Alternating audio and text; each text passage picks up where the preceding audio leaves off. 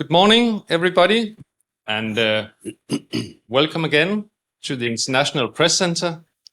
We are delighted to have invited another speaker here for the Press Center, and also, of course, to see all the journalists that are with us in the room this morning, and also welcome to our audience online who joins us on Zoom.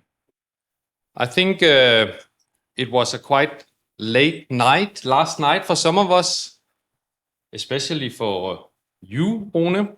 I know you were up all night, so we really appreciate you coming around here to see us this morning at the IPC. And the way we're going to do it is that Rune is going to do a brief presentation, and then we'll go to a Q&A here in the room, and also see if we can manage to get some questions in from our online audience. And then also some of the media here will do some interviews one-to-one afterwards. And also I think, of course, Rune is also busy later today, but if there should be somebody with a follow-up, I think maybe trying to contact Rune during the day is also an option. But let's see. We hope to be able to do most of it this morning. But of course... I don't have to leave just right after, so there should be time. Very good. And Rune, of course, the formal introduction.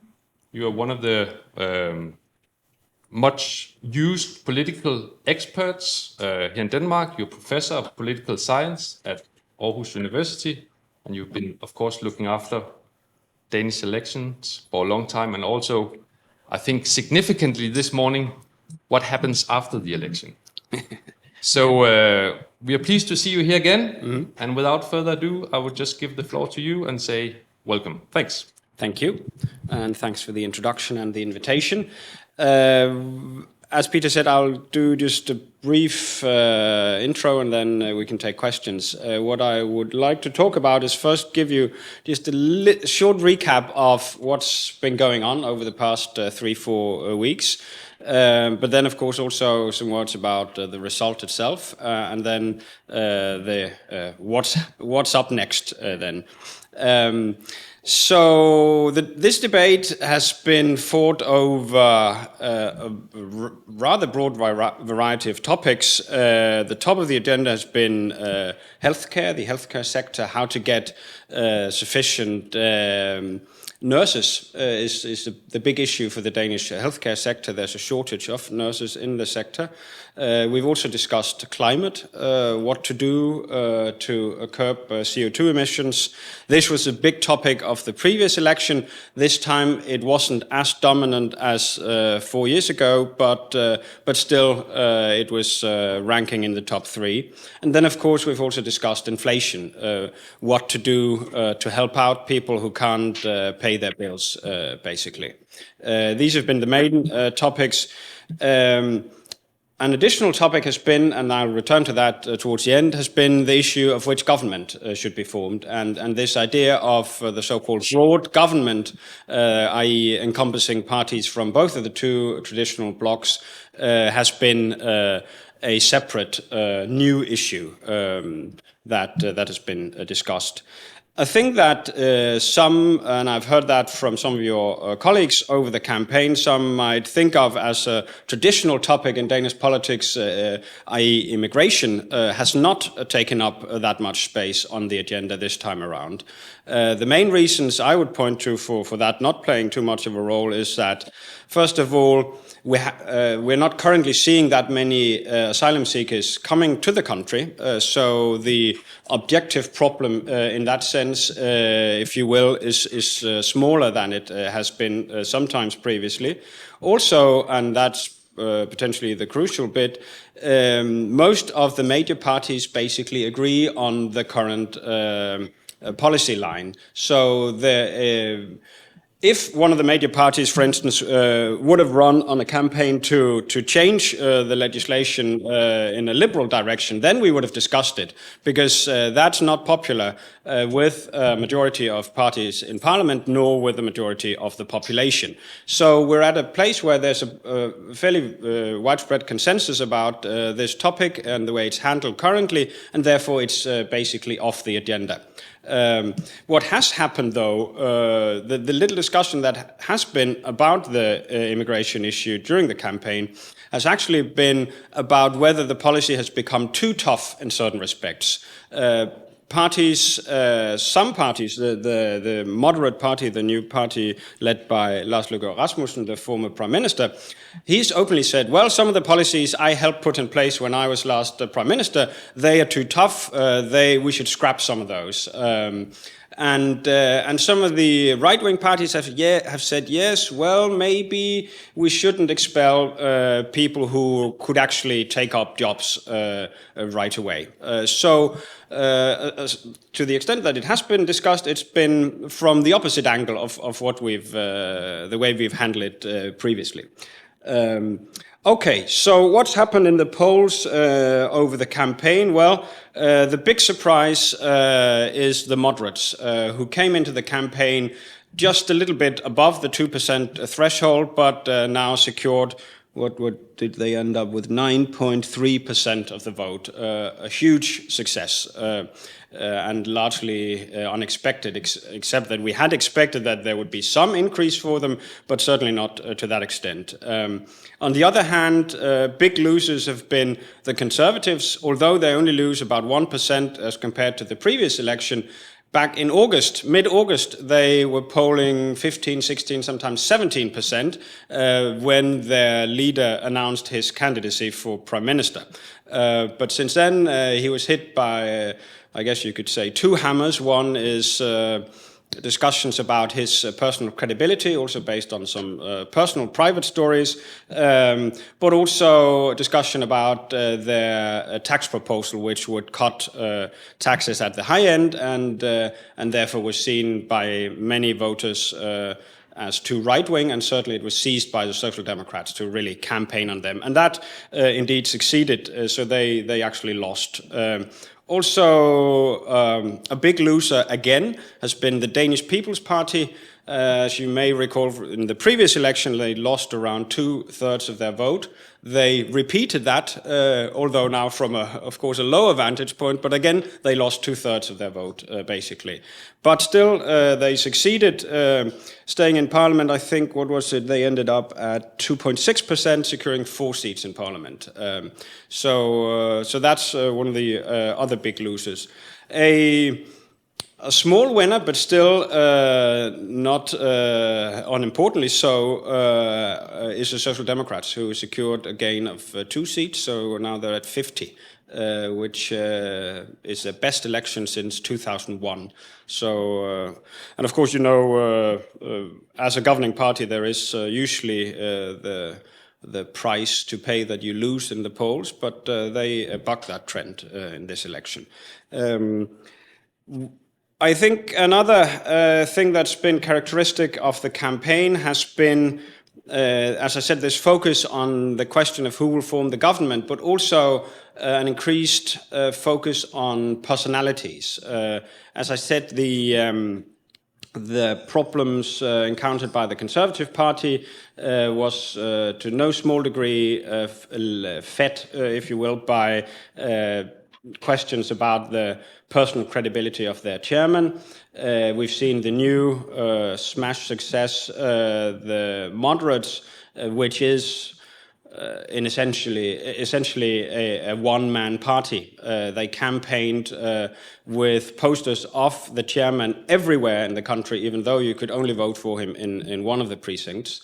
And there's one other person who's now probably elected to parliament who has been in parliament before. All the other candidates elected for the party are brand new and are deliberately chosen to not have too much political experience. So that will be an interesting thing to follow, how they fare in parliament. Another personality that has made great headway is Inger Støjberg, former vice chairman of the Liberal Party, former minister of immigration, former convict in the sense that she was convicted of imposing restrictions on refugees while she was the Minister of Immigration, and she was convicted for breaching the law in that sense, and served a sentence of 2 months in the spring, only with an ankle bracelet in her home. Returning from that to launch a new party, and now she's in Parliament again. She was expelled because of this conviction. Now she's in with 13 other colleagues. A large chunk of her colleagues come from the Danish People's Party, and that's part of the reason for her success and their demise, is that she's taken over both parliamentarians and voters from that party. So that was another great success. Given that the two of them come from the Liberal Party, it's less of a surprise that they've seen really dramatic defeat in the campaign. They've been nearly cut in half, secured in the end 13.3% of the vote. I think, well, that's 10% down from the last time around. But that was entirely predictable because of the two new parties formed by former leaders of that party. The party that caused the election to be called now, the Social Liberals, paid a heavy price for that, in the sense that they lost 4.8%, securing only 3.8%. But at the same time, they secured now the role as the pivotal party, because their seats are needed to count to 90, which is the number you need to form a majority in the Danish parliament. So even though they lost, and there were discussions whether the party leader would lose her seat, she didn't, and now they are likely to form a key role in the negotiations that will come now. Yes, with respect to turnout, we saw a small drop. We ended up at 84.1, which is a half percentage point lower than last year. Two potential explanations could be that I think, although I haven't been able to check yet, that we've seen a slight demobilization of voters in ethnic minority background. They were strongly mobilized last time around, where you may recall we had this new party, the Hardline, that didn't run this year, at least not in Denmark, but in Sweden. Well, he ran, the party chairman ran as an independent candidate, but that didn't make any headway. But he was in the last election talking about deporting immigrants, and that didn't happen in this election. So perhaps that didn't serve as much of a mobilizing factor as the last time around. Other than that, some voters may have been confused, and we know that there were, according to polls at least, more people who were in doubt into the very last day, into yesterday, as to whom they should vote for. And it may be, well, the sheer number of parties, 14 parties on the ballot, 3 of them were new, and there was this idea of the broad government, that that the parties should come together in the center, which didn't offer to voters as clear signals as to what are the alternatives and what will you get if you vote one way or the other, as we're used to. So that would be the things that I would point to as potentially demobilizing factors. And so now the government has resigned, and we'll see the Prime Minister, who has campaigned on this idea of the broad government as well, is now saying, well, she will enter into negotiations about forming such a government.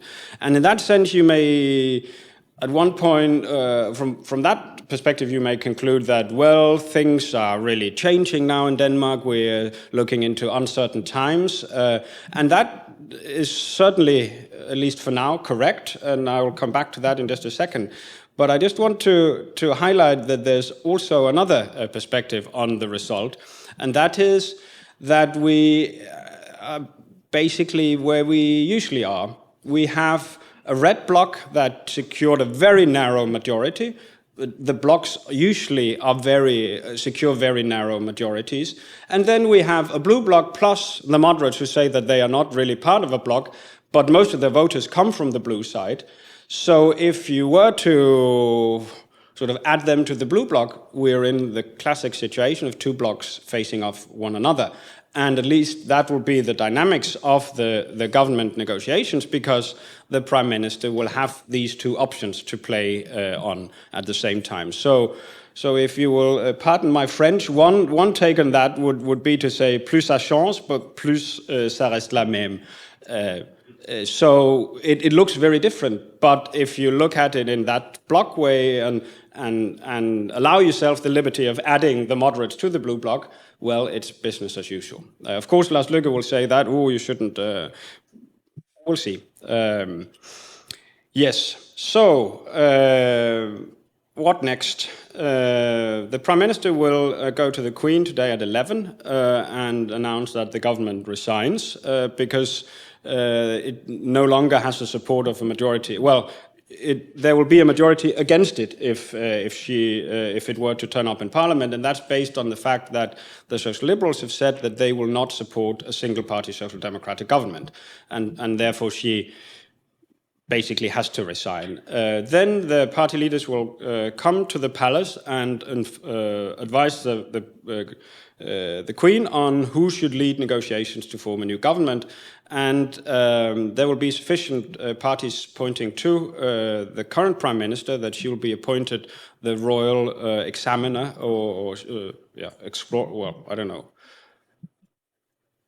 know that well, the exact term for that, but she will lead negotiations as to find out whether and what type of government can be formed. I think initially, but the parties can also advise the Queen on details about this. So what type of government should they look into? And there they will give different pieces of advice. I think it may end up being a mandate to try to look into some form of broader government, and that will then probably be, at least she said that that will be the first alternative that she will explore. I don't think it's at all likely that there will be a government with participation of major right-wing parties, so the Liberals and the Conservatives. I don't think they have much of an interest in entering into a government under a Social Democratic Prime Minister, and they have no interest at all in giving up the Prime Ministership in the Social Democrats. So the negotiations will be mostly with the moderates to see if they can maybe find some common ground to enter into a government with the Social Democrats. But again, as a junior partner, I think that will also be difficult because the moderates will be the target of right-wing criticism the second they start compromising on anything. So they will be vulnerable if they enter into such a government. And therefore, I am not sure that is, I don't think that's very likely, but it will probably take some weeks for that to be clear. At least the Prime Minister will also have an interest in it taking some time so that she can credibly say, I tried, but it didn't work out. That's the other people's fault. Now I will look into something else. And that is what I think is the more likely result, but it's with, I mean, all is with very moderate likelihoods at this point, I would say, and that would be a government based on the red-wing majority, which would potentially encompass the Socialist People's Party and the Social Liberals, in addition, of course, to the Social Democrats. But the fight will be over the role of the Social Liberals in particular, because the Social Democrats really do not want them to be part of the government, because they are afraid that they will then suffer from this collaboration, in the sense that they will be accused of softening particularly immigration policies. And they've said, as way back as 2018, that they really do not want to form a government with that party, with whom they have formed numerous governments going back over the past 100 years in Danish politics. So that was a change, but the Social Liberals are equally determined to get into such a government and resume power in that sense. So that will be the showdown between these parties. The Socialist People's Party will probably be easier to appease in such a setup, and the Social Democrats will probably also want them to be in a government so they wouldn't be there alone with the Social Liberals. but then the Social Liberals would like so-called reforms in the labour market to secure a larger labour force, which is another way of saying cutting various benefits so that more people will look for jobs. And that's unpopular, surprisingly, with left-wing parties. So it'll be a while before we have a government, but we're in a situation that is much less open than had that last seat not flipped to the red bloc last night. Because then, had the moderates been the pivotal party, we would have seen even longer and well, I'd say almost unpredictable negotiations. But that's not the setup now. So that was a really crucial outcome late night. It was worth waiting for in that respect. Okay, that was it for me for now. Thank you very much, Rune. That was great. I think we will now open up and take some questions from the room. And so if there are any questions, please raise your hand, and then I'll come around with the microphone. I see 3 already. We'll start over here. And if you for Rune, just introduce yourself before you ask your question, then that's helpful. Thank you. Hey, Rune, thank you very much for everything. I'm Stefan from the German News Agency DPA, and we are actually, or most of us are wondering, how will Denmark, how will the leadership will look out later? You mentioned already like what she can negotiate with the moderates, but one part who is actually one of the big losers, or like percentage-wise, the biggest loser is Ellemann Jensen. So I'm wondering how his strategy now is. Is he actually forced to go into negotiations with Frederiksen? Or on the other hand, is he forced to especially not do that to appease his party, who can be maybe very angry? And ultimately, can he stay as party leader? Going in reverse order, yes, more likely and not very likely. So yes, I think he will stay as party leader. He has credible reasons to point to, other than himself, as reasons for the demise of the party, i.e. the former chairman and the former vice chairman leaving the party. He has been talking about the United Liberal Party in the campaign as a reference to the combined support of the Liberals and these two other parties, saying with a smile that, well, the United Liberal Party has actually been doing pretty well, and that's also a way of pointing to the reason for their demise. So I think he will stay as a leader. There's also no obvious heir to that post. I think his main interest now is to, yes, come to negotiations, but they won't end up in with any useful solution. He will not want to take part in a government, because that would make him extremely vulnerable to critique from the other right-wing parties for selling out. So I think he will want to stay and conclude now that, well, we've been through 3 very, very difficult years in our party, but now we had this very bad result, but now we'll start to rebuild. And what he has going for him is that he is now clearly the leader of the largest party in the Blue Bloc, whereas going back 2 months, the Conservatives were the larger party in the polls. And now that's completely off the table. So he is now the leader of the opposition, which is also something, at least to build from. But no, he won't. He certainly won't be forced into any form of negotiation.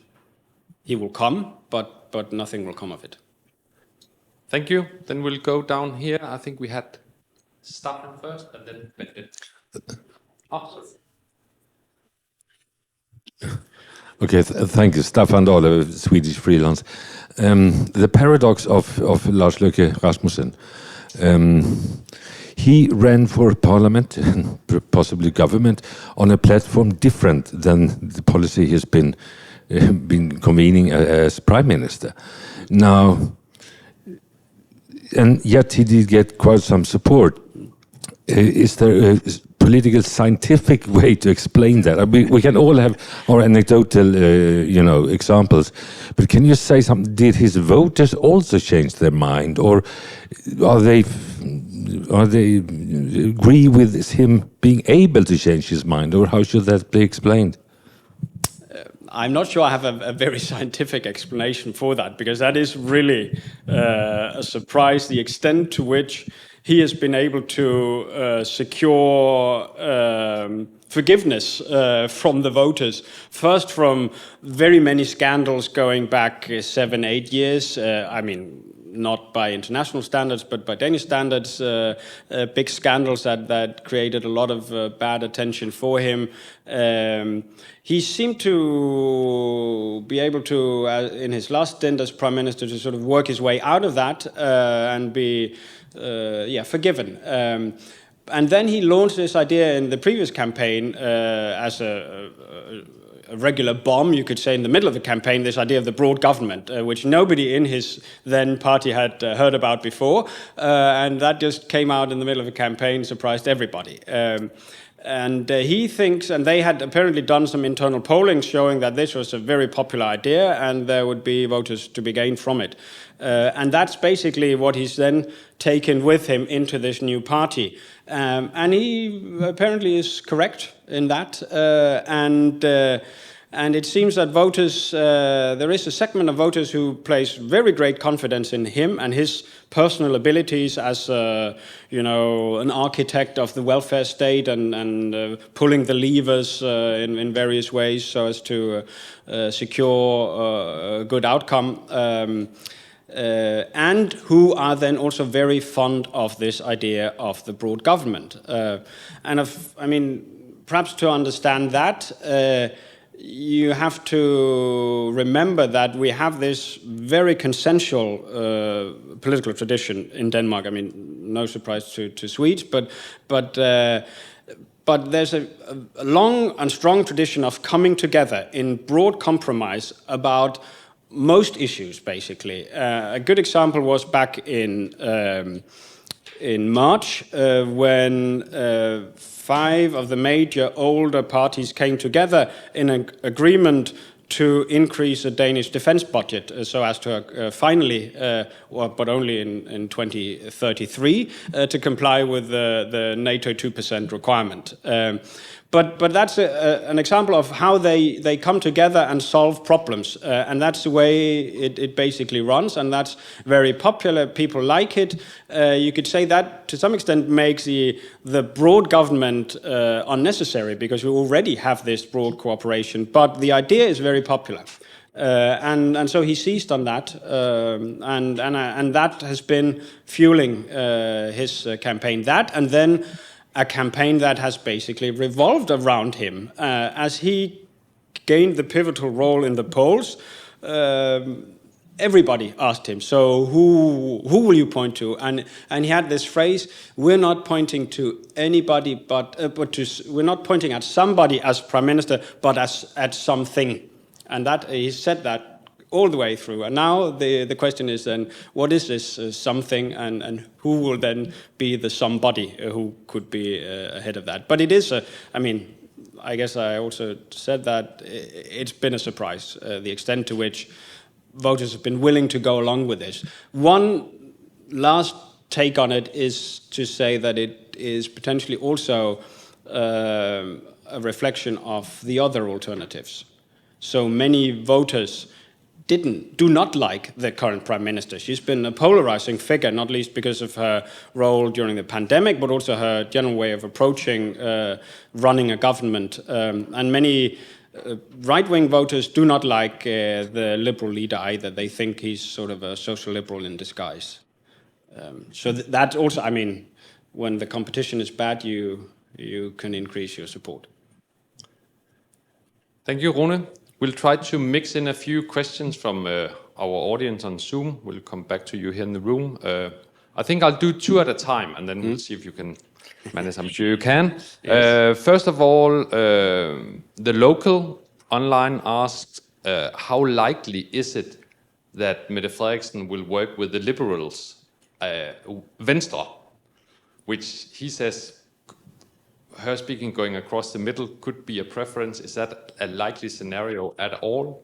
And then we've got Reuters with us online as well, and they ask, what's actually going to be, if anything, the most likely change in policy after this result?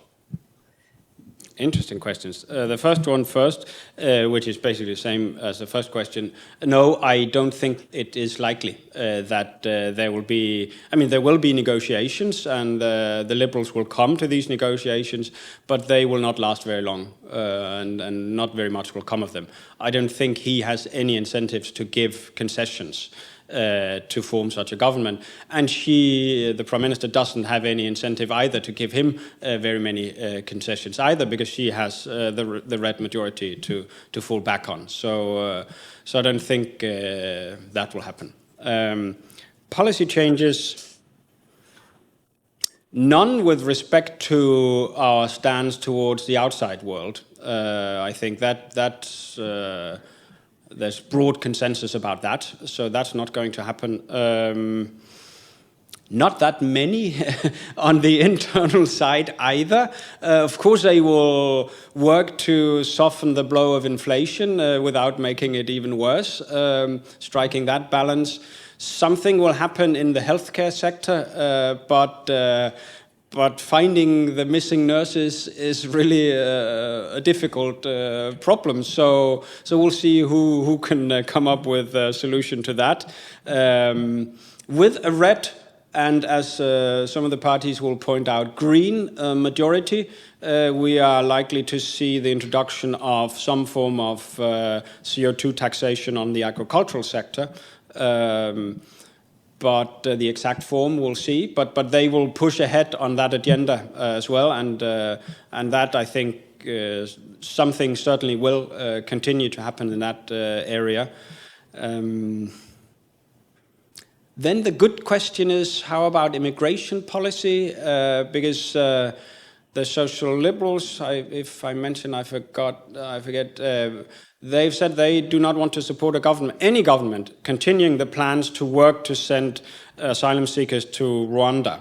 And that has also been lurking in the discussions in the debate. That was a big idea of the Social Democrats in the previous campaign, that they would work to send refugees to a non-European country to have their case tried, and then if they were found eligible to asylum, to then get that protection in that non-European country. And in the meantime, they have entered into negotiations with Rwanda and are allegedly rather close to striking a deal, just like Britain did, but then the question is to what extent that's realistic, and whether any refugees will eventually end up in Rwanda. That remains to be seen. There's a lot of skepticism about that.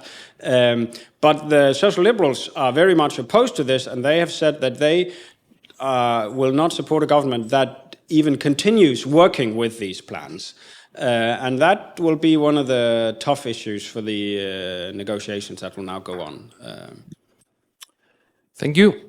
Then we'll go to the room. I think it was from Finland first. I'm Annukka, Finnish freelancer. You mentioned the broad compromise, and when I've been listening to the election debate, I think the issue of importing labor is getting closer. How do you see, is that realistic that that will considerably change soon? Because there's pressure from both right and left for that now.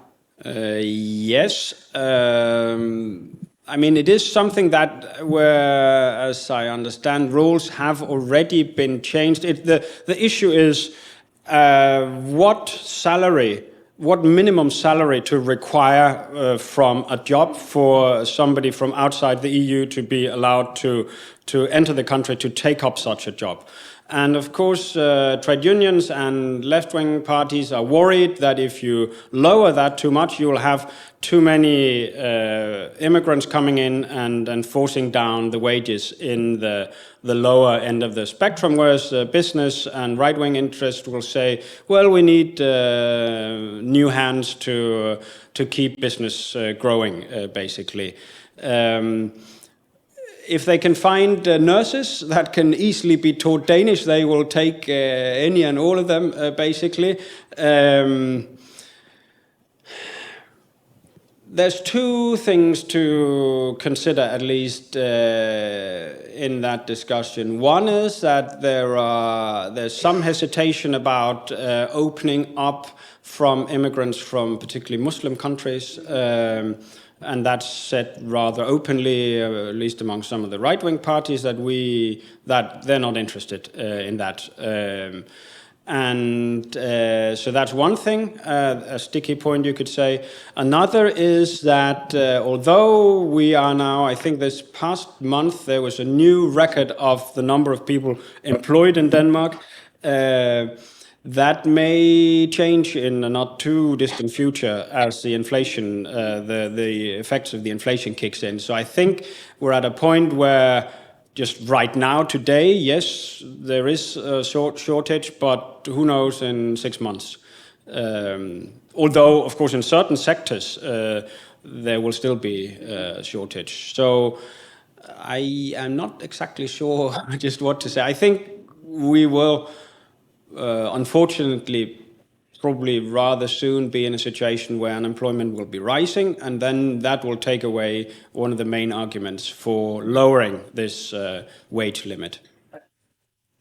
No. Yeah. So, yeah. Yeah, no, sorry. Just if I may, just because that was one of the an issue that I guess I should have mentioned. The social democratic take on the crisis of nursing is that they are willing to spend more money on increasing salaries in the public sector to nurses, but also childcare carers and other jobs in which it's difficult to find people. And so you could say that has also played a role, particularly in the final stages of the campaign, this proposal to increase salaries, because that is a breach of the way salary negotiations usually run in Denmark, and it's also questionable to what extent even the rather large amount set aside for this would really work, because it will have to be spread over a lot of people. So that was also on the table in that sense. Yoko Inoue from Japanese Freelancer. I have two questions. One is turnout. This 84.1 is lowest since 1990, I guess. Yes. And you express it's a small drop, so you think it's not the serious sign of Danish democracy, I guess. That's first question. And two is sort of overall picture of this result compared to, for example, Swedish election. When you think about how many people vote for moderate and also social democrats, you think a majority of people in this country decided to vote for the middle rather than the extreme. In that sense, this political disparity is not as intense as the other countries.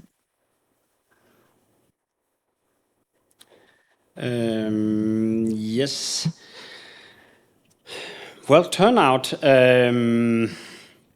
I don't think it's a major crisis, but of course it's not a good sign either that we see this drop. I will have to wait and see the exact numbers for the ethnic minority vote to really know how much of an influence that plays.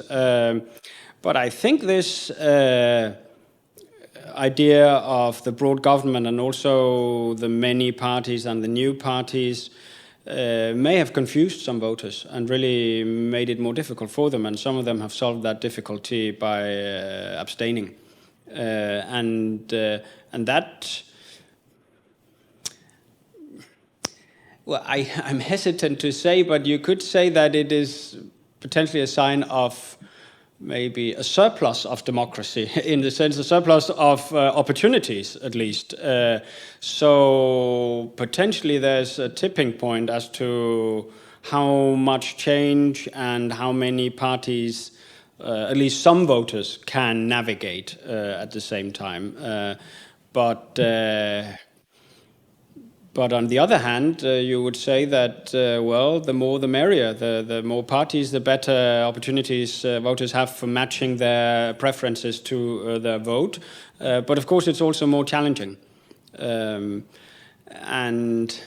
one thing that may come up, I haven't seen it yet, but I think there will be some that will launch it at some point, is a discussion about whether it should be made more difficult to run as a new party, to gain access to the ballot, because that has de facto become easier over the past years as they've introduced an electronic system for signing up. You have to collect the signatures of roughly 20,000 voters as a new party not represented in parliament in order to be able to run, and there's an electronic system to do that. And that has de facto made it easier over the previous paper and pencil version. So some of the more established parties may at some point begin to discuss whether it should be potentially more difficult. Whether that will help remains to be seen. I'm not too worried, basically, but it's not a good sign either. Yes, most Danes are consensual and are found within some broad middle range. And Lars Løkke is correct in saying that, well, as an argument for going for this broader government, that if you don't do that, then you're held hostage by each side, each of the extreme sides. His experience as a prime minister in right-wing governments was that the more extreme right-wing parties would force him into various concessions, tightening the immigration law, for instance. And now he's saying he didn't really want that back then, but back then he said that it was a splendid idea. So that's up to you whether what version of Lars Løkke you believe, I guess. But that is the game when you form these bloc-based governments. Then you rely on the support also of the more extreme parties, and that, of course, gives them some influence. And they negotiate that in different ways. I think the left-wing parties on the wings have been more manageable. I think the Social Democrats would say they have been more cooperative and have made less vocal demands on the Social Democrats. Potentially, that's why that could be a reason why the Red-Green Alliance lost nearly 2% in the polls yesterday, because they may have lost some of their edge. That's been different on the right side, where various parties have been more vocal in their demands from a right-wing prime minister, and that, of course, pulls then the policy in their direction and away to some extent from the center where the majority of voters are. But over the years, and that may, it's a back and forth, and it may then calibrate, and now we may be seeing a recalibration on some points with that in that respect. But your impression that most voters are really not intensely opposed to one another, I think is correct. So it's not a polarized country by far, even though the two-bloc situation might give you that impression. But as I said, most legislation is really passed in broad coalitions. Thank you. In Copenhagen, it's now coming up to 9:45, so I think we will take one last question, I think from AFP, please. Hi, Johannes Level, AFP. I mean, it's a two-part question, so excuse me. But I was sort of wondering, because you were talking about this, we have these two blocks, we also have, but at the same time we have this consensus culture, and we've talked a lot about who aligns with who. But, policy-wise, what has been at stake here, depending on which side would come out ahead? And the second part of the question is, given that the left-wing bloc got their majority, and even though the Social Liberal Party, lost some seats, they're still in the same position. So are we in the same position we were on Monday? Yes. First, the policy question. I don't think very much really has been at stake, and that is potentially also part of this demobilizing thing that I don't think we've seen, at least from the major players, we've not seen that much diversity. And of course, with the Social Democrats going for the broad government, they have not really, to a very great extent, sort of sharpened their position and pulled to the left on the economy, for instance. They've sort of tried to, embrace the middle and say, oh, that's a good question. We also like that, coming from the liberals or the moderates. So it really, the differences have been more muted this time around, and they're not that big to begin with, you could say. And that, as I suggested, could also be a reason why some voters have had more difficulty navigating, because it's been this, big jumble in the middle, where it was difficult to really see where were the differences. So I don't think in that respect that much has been at stake. Of course, if you go to the more extreme parties, they've had their visions that were very different, but everybody knew that wouldn't fly anyway.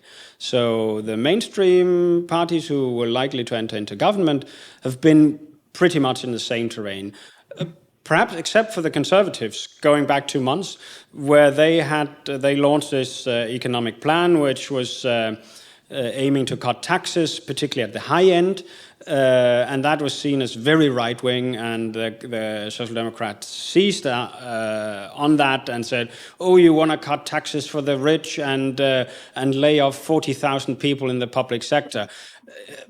Slightly exaggerated. I think the implications would be that over a decade or so, there would be 30,000 less employed, but they wouldn't be laid off directly. But still, right-wing policies. But they went back on that. I mean, during the campaign, they very quickly gave up on that. We'll start cutting taxes at the low end, and it's only in 2030 that we will cut taxes at the high end. And during the campaign, that completely disappeared. That was, you could say, an attempt to take a different policy stance, but it was completely flattened. And they then even themselves basically took it off the agenda. So there was an attempt, and it didn't go anywhere. So if you are left with the impression that there aren't that great differences, I wouldn't disagree too much. And then what was your second question? Yeah. Yes. Yes, except that now they have increased the price, saying that we will not support a single-party government, and they have this idea of not supporting governments and working to send refugees to Rwanda. I think it's easier for them to secure something on the first point than the second point. But that's up to the negotiations now. But other than that, yes. But then another change is that the Prime Minister, that's not a change over Monday, but a change over a month ago. She is now saying that her number one priority is the broad government. So she will at least try to work to secure that. but as I said, I'm not too optimistic in that regard.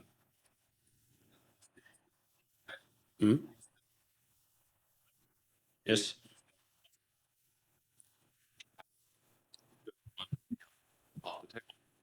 Yes. We'll see what they say. They probably won't say that publicly for a while, at least.